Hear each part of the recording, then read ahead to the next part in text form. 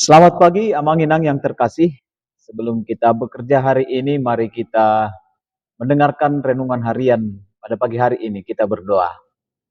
Kasih karunia dan damai sejahtera dari Allah Bapa dan dari anaknya Tuhan kita Yesus Kristus. Amin. Renungan harian hari ini Selasa tanggal 7 Juli 2026 yang tertulis dari Maleakhi 1 ayat yang ke-11. Demikian firman Tuhan. Sebab dari terbitnya sampai kepada terbenamnya matahari, namaku besar di antara bangsa-bangsa, dan setiap tempat dibakar dan dipersembahkan korban bagi namaku, dan juga korban sajian yang tahir. Sebab namaku besar di antara bangsa-bangsa, firman Tuhan semesta alam. Dalam bahasa Batak dikatakan demikian. Aisien habicara saha rodi hasudutan, tibuldo guarhu di tonga-tonga ni aka bangso parbegu, jala disaluhut inganan iko buanod daupa di guarhu doho pilihan si panganon napita. Ai tibuldo guarhu di tonga-tonga ni aka bangso parbegu, nina Jehovah Jebaot. Demikianlah firman Tuhan. Bapak Ibu Saudara yang terkasih dalam Tuhan kita Yesus Kristus, untuk memahami tentang kedalaman firman ini, kita perlu melihat kondisi umat Israel saat Nabi Maleakhi bernubuat dalam firman Tuhan ini. Setelah mereka kembali dari pembuangan Babel, bait suci memang sudah dibangun kembali. Mereka dapat beribadah. Tetapi kerohanian bangsa itu justru semakin merosot. Para imam mempersembahkan korban yang cacat, korban yang celik dan sakit, korban tiruan atau korban yang sia-sia. Dan ibadah mereka juga menjadi formalitas belaka, menjadi hambar dan penuh dengan kejengkelan. Di tengah kekecewaan Tuhan terhadap ketidaksetiaan umat pilihannya inilah Maleakhi hadir sebagai sebuah kontras yang tajam, yang sekaligus sebuah nubuat masa depan.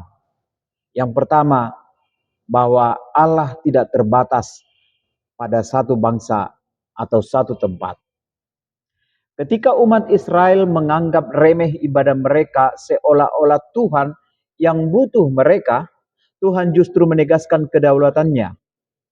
Jika umat pilihannya menolak untuk memuliakannya dengan benar, Tuhan akan membangkitkan bangsa-bangsa lain dari ujung bumi ini, dari terbit hingga terbenamnya matahari untuk menyembahnya.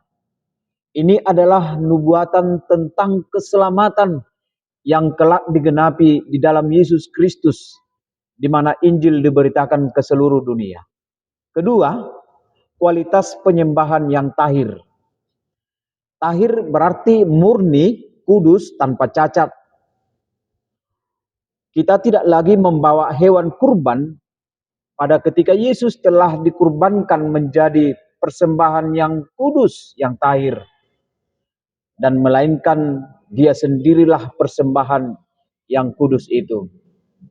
Karena itu Rasul Paulus mengingatkan dalam Rom 12 ayat 1, agar kita mempersembahkan tubuh kita sebagai persembahan yang hidup, yang kudus, dan yang berkenan di hadapan Allah. Karena itu menjaga kemurnian hidup, dimanapun kita berada, di setiap tempat hidup kita, bahwa kita harus menjadi persembahan yang harum bagi Allah lewat pribadi kita masing-masing, lewat perkataan kita, lewat tindakan hidup kita sehari-hari. Karena Tuhan memang menghendaki namanya besar dari terbit sampai terbenamnya matahari. Mari kita ambil bagian dalam memperluas kerajaan Allah itu, minimal dengan mendoakan orang-orang yang ada di sekitar kita yang belum mengenal nama Tuhan itu. Tuhan memberkatimu. Amin. Kita berdoa. Ya Tuhan Allah Bapa di surga, terima kasih kami masih boleh mendengarkan firman Tuhan di pagi hari ini yang mengarahkan hidup kami supaya kami memuliakan dan memuji nama Tuhan serta mempersembahkan persembahan yang kudus bagi Tuhan. Biarlah hidup kami ini menjadi persembahan yang tahir, persembahan yang kudus, persembahan yang tidak bercacat di hadapan Tuhan, melalui perkataan, perilaku kami setiap hari yang boleh kami tunjukkan dengan penuh berkat. Terima kasih Tuhan, di dalam Yesus Kristus kami berdoa dan mengucap syukur. Amin. Anugerah Tuhan kita Yesus Kristus, kasih setia Allah Bapa dan persekutuan Roh Kudus, itulah kiranya menyertai kamu sekalian. Amin.